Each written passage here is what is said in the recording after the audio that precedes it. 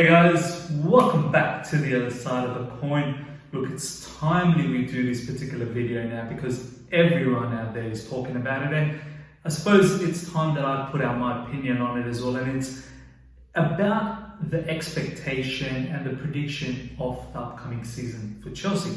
So look, I don't want to just talk about where we should finish and what I predict about the team, but I want to talk about the style of the football that I'm expecting as well, and what I'm expecting from certain players moving into the next season. So first of all, the style of football. Last season, I think we saw glimpses of really good football under Frank Lampard, but let's be honest, it was a transfer ban season. Frank was limited to certain things, I suppose. He didn't have all the ingredients that is required for him to do what he wants to do.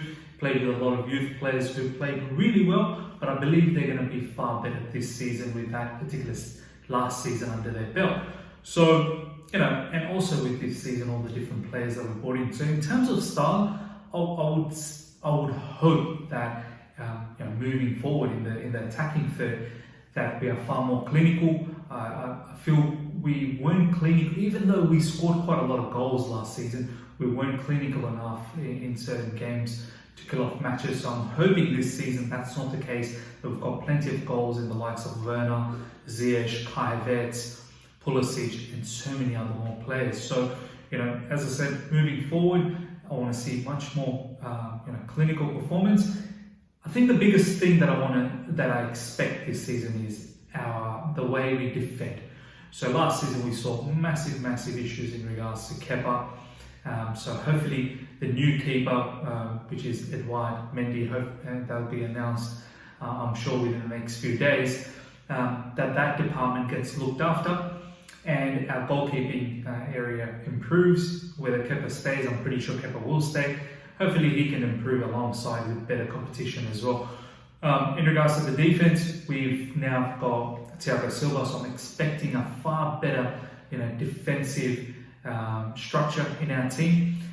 All the issues from last season with set pieces and the defenders and the midfielders and the strikers, just too much gaps in between, and in transition we're always getting caught out in counters. So I'm hoping all of that issues get better. I'm not expecting everything to start looking like roses, not at all, but I'm looking at very monumental upgrades and changes in our defensive, the way we defend basically. So these are the two big, stylistic changes that I want to see from last season. I'm hoping that we do get better this season about it. Now, talking about players, I'm expecting a lot from Timo Werner. I'm expecting a huge lot from Ziyech. For me, Ziyech is the most important player for us, is the most creative player for us. Kai Havertz, obviously, is going to be a massive player for us. Out of the youngsters, Mason Mount, I feel like he's going to have a very good season off the back of a solid season last season where he's played a hell of a lot of minutes. So look out for Mason Mount. I think with all the big names around, I think he's going to be one who's going to do really well.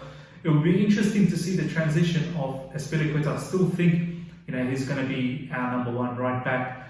He's still the club captain, but there has to be a transition somewhere along this season where Reece James starts playing more than Azpilicueta. But who knows? Maybe we can start seeing Azpilicueta playing in the centre back position. He can play left back, he can play centre back, he can pretty much play everywhere. So that would be an interesting thing to see.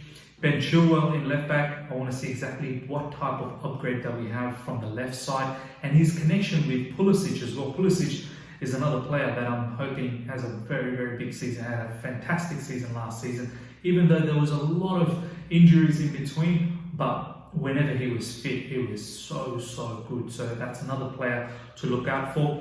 Ruben Loftus-Cheek is another player that I'm thinking, he needs to have a very good season, because we are now stacked with talent in the team, especially in midfield.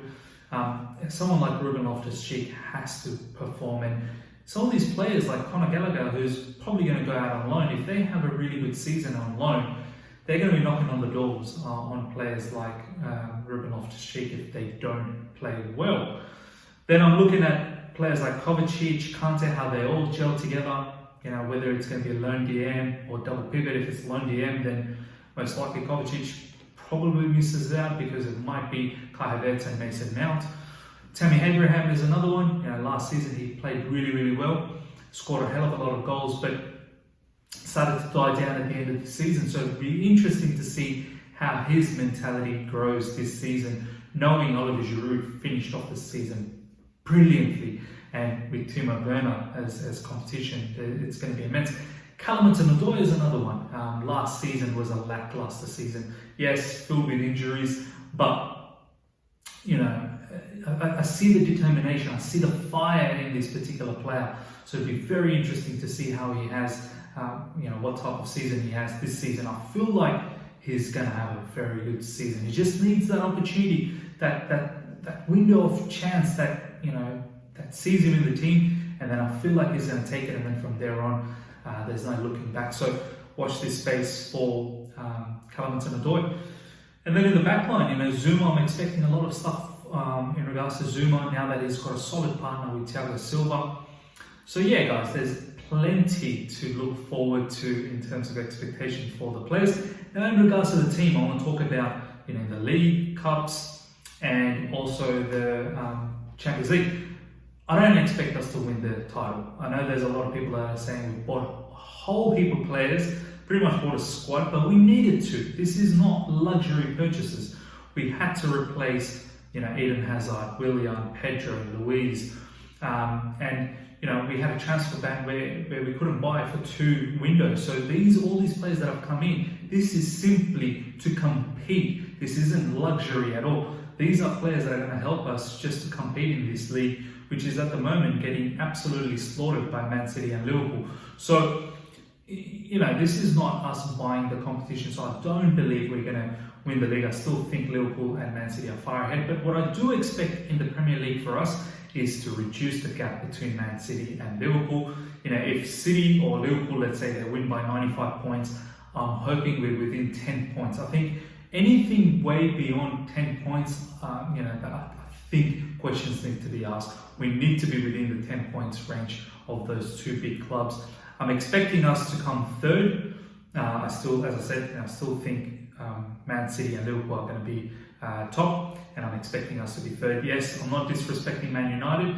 They're going to be very difficult because they've strengthened quite well. Bruno Fernandes, as much as I hate the guy with all these diving theatrics, he's changed that team. He's getting the better of Rashford and Martial and Greenwood, and Pogba is also. I think they're going to be a good team to look at, and they've strengthened over this summer. And Arsenal, look out for them. I think they're under Arteta a bit underrated at the moment, and Arteta is getting the best out of them. So still expect us to be third. I do, however, expect us to win one of the domestic competitions. I feel like we need to win a cup. With Chelsea, we've always thrived on winning some sort of cups. I think this season is either a FA Cup or a Carling Cup or whatever it's called at the moment. We need to win that. We were very close last season. I feel like a cup this season will go a long way for this team. Their belief and their plan, the project that we're trying to, I suppose, deliver. And in Champions League, look, it's not going to be good enough to just go through the group stage. I'm hoping we crack through the second round and we make it to the quarterfinals this time and really put up a fight in the quarterfinals. I'm not expecting us to go to the semis and win the whole Champions League just because we've got all these players, but I'm expecting us to, you know, at least move from the second round. It's been a long time since we've broken through to the second round. So, yeah, overall, I'm expecting this from our team. I think it's quite reasonable. I'm pretty sure Frank probably believes that as well. I don't think it's good enough to make the top 4 and that's it. Scrape through in top 4. The kind of a team that we have, yes, they all need to gel together, but I feel like these are top players that have, you know, they've absolutely demolished, you know, all sorts of records in their league. Ziyech, Werner, Kai Havertz, you know, Ben Chilwell has been doing really well for Leicester. So these are top players that hopefully shouldn't take too long to gel together, and that they do find their feet and really get cracking on. So big expectation on Frank, and I'm pretty sure Frank has that expectation. So that's a little bit about that. Lastly, what I want to talk about is there's quite a few injuries in the upcoming match against Brighton. I've sort of spoken about that in the last video where I talked about what front three we would have due to the injuries, and I said that Ziyech possibly could be injured. Massive reports coming out that he is not going to feature against Brighton. The injury, Simon Johnson, who covers a lot of Chelsea football, has come out and said that Chilwell and Ziyech is most likely not going to be featuring. Pulisic is in contention. He's started to train, so we could probably see him, which is a massive surprise for me. I thought he was going to be out with that injury in the FA Cup for a little while longer, but it's great that he may feature against Brighton. Whether he starts or not, I don't know, but at least off the bench would be fantastic. Kai Havertz is in line to make his debut, which I honestly didn't expect. I thought he'll take a little bit more time to understand what Frank wants and get used to the training. He only had, I think, yesterday, the only training session with the full team. So apparently he's in line to make the debut against Brighton, which is great news for us with Ziyech being injured. But man, I'm so bummed out that Ziyech is not playing. I was so looking forward to Ziyech starting, and honestly, it just burns me that friendly match got him injured, and I truly hope he comes back. For me, he's the player for me for Chelsea this season that's going to do wonders for us. You know, he's the magician. He's the one who's going to pull the strings, coming from the right wing, cutting in and whipping those balls, and hopefully finding some goals as well. Assists galore are going to come for him.